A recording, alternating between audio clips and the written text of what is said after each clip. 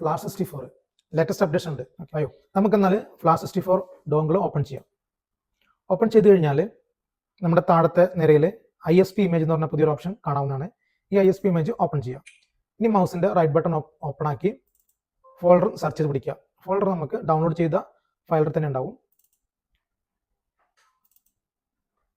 Flash 64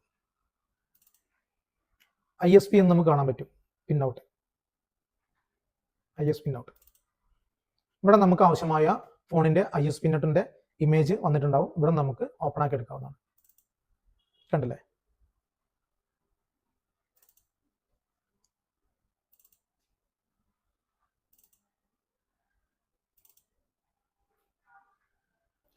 ഇതുപോലുള്ള latest ടെക്നോളജികൾ അറിയാൻ ആഗ്രഹമുണ്ടോ?